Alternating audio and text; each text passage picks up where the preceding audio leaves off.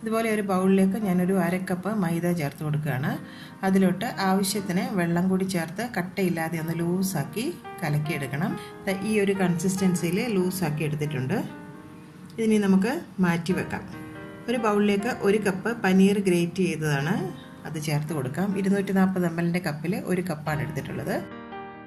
അതിലോട്ട് 2 പൊട്ടാറ്റോ പുഴുങ്ങി തൊലിയൊക്കെ കളഞ്ഞ് നന്നായിട്ട് മാഷ് ചെയ്തെടുത്തതാണ്. 1/4 കപ്പ് പീനട്ട് കപ്പലണ്ടി അതൊന്ന് ക്രഷ് ചെയ്തെടുത്താണ്, അതും കൂടി ചേർക്കാം. ഒരു വലിയ ടീസ്പൂൺ കുരുമുളക് പൊടി അതും ചേർത്ത് കൊടുക്കാം. ഒരു 5 പച്ചമുളക് വളരെ ചെറുതായിട്ട് ചോപ്പ് ചെയ്തതാണ്, അതുകൂടി അങ്ങ് ചേർക്കാം. ഒരു 10 കിസ്മിസ് അതും ചെറുതായിട്ടൊന്ന് ചോപ്പ് ചെയ്തെടുത്തിട്ടുണ്ട്, അതും കൂടി ചേർത്ത് കൊടുക്കാം. 1 ടീസ്പൂൺ ഇഞ്ചി ചോപ്പ് ചെയ്തത് അതും അങ്ങ് ചേർക്കാം.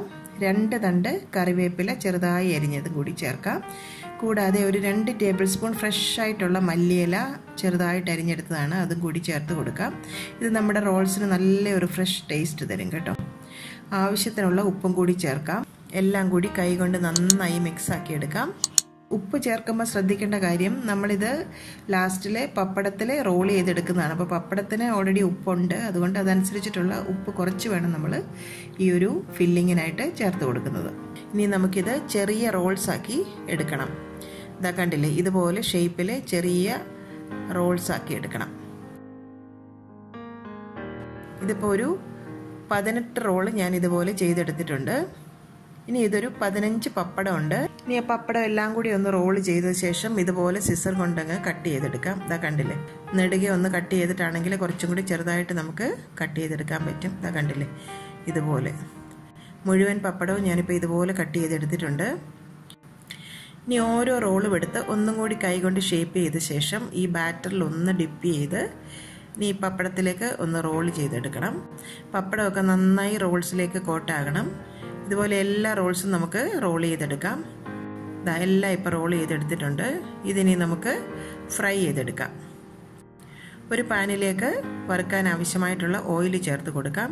എണ്ണ നന്നായി ചൂടായി വന്നു കഴിഞ്ഞാൽ ഫ്ലെയിം ഒന്ന് മീഡിയത്തിലേക്ക് ആക്കി വെക്കണം. അതിനുശേഷം ഓരോ റോളും എണ്ണയിലേക്ക് ഇട്ട് കൊടുക്കാം. ഒരു വശം ഒന്ന് ഗോൾഡൻ കളറായി വന്നു കഴിഞ്ഞാൽ മറുവശത്തേക്ക് തിരിച്ചിട്ട് കൊടുക്കാം. മറുവശവും ഒന്ന് കളർ മാറിക്കഴിഞ്ഞാൽ നമുക്കിത് എണ്ണയിൽ നിന്ന് കോരി മാറ്റാം.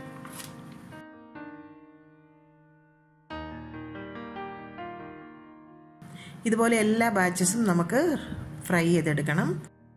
എല്ലാ റോൾസും ഫ്രൈ ചെയ്തെടുത്തിട്ടുണ്ട്. കൂട്ടത്തിൽ നല്ല ഫ്രഷ് ആയിട്ടുള്ള പുതിന ചട്നി ഞാൻ ഡിപ്പിനായിട്ട് തയ്യാറാക്കിയിട്ടുണ്ട്. അപ്പോൾ ഈ ഒരു റോൾസും നിങ്ങൾ വീട്ടിൽ ഉണ്ടാക്കി നോക്കണം. കുട്ടികൾക്കും ഇത് തീർച്ചയായിട്ടും ഇഷ്ടപ്പെടും.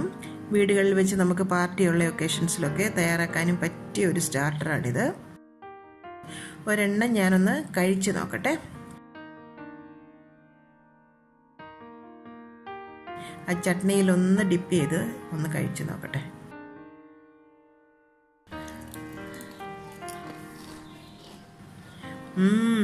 വളരെ ടേസ്റ്റി ആയിട്ടുണ്ട് കേട്ടോ. പുറമൊക്കെ നല്ല ക്രിസ്പിയാണ്, ഒട്ടും ഉപ്പൊന്നും കൂടുതലില്ല, അകമൊക്കെ നല്ല സോഫ്റ്റുമാണ്.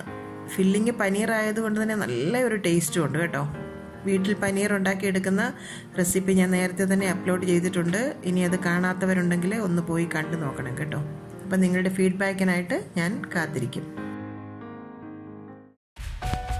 ഹെറെവിത്ത് അമ്മയിലെ അമ്മയുടെ ഇന്നത്തെ റെസിപ്പി നിങ്ങൾക്ക് ഇഷ്ടമായെന്ന് ഞങ്ങൾ പ്രതീക്ഷിക്കുന്നു.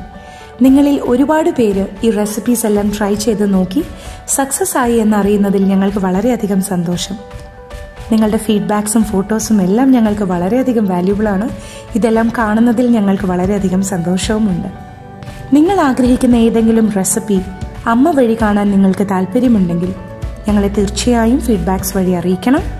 ഞങ്ങൾ അത് ഞങ്ങളുടെ റെസിപ്പീസിൽ ഇൻക്ലൂഡ് ചെയ്യുന്നതായിരിക്കും. ഹെറെവിത്ത് അമ്മ ഇതുവരെ സബ്സ്ക്രൈബ് ചെയ്യാത്തവരായ ആരെങ്കിലും ഉണ്ടെങ്കിൽ തീർച്ചയായും സബ്സ്ക്രൈബ് ചെയ്യണം. ഞങ്ങളുടെ റെസിപ്പീസ് ട്രൈ ചെയ്ത് നോക്കി നിങ്ങൾക്ക് ഇഷ്ടമാവുകയാണെങ്കിൽ തീർച്ചയായും വീഡിയോസ് ലൈക്ക് ചെയ്ത് ഷെയർ ചെയ്ത് ഞങ്ങളെ സപ്പോർട്ട് ചെയ്യണം. തുടർന്നും നിങ്ങളുടെ സപ്പോർട്ട് ഞങ്ങൾ പ്രതീക്ഷിക്കുന്നു. വീണ്ടും മറ്റൊരു റെസിപ്പിയുമായി വരുന്നവരെ നന്ദി. Good bye.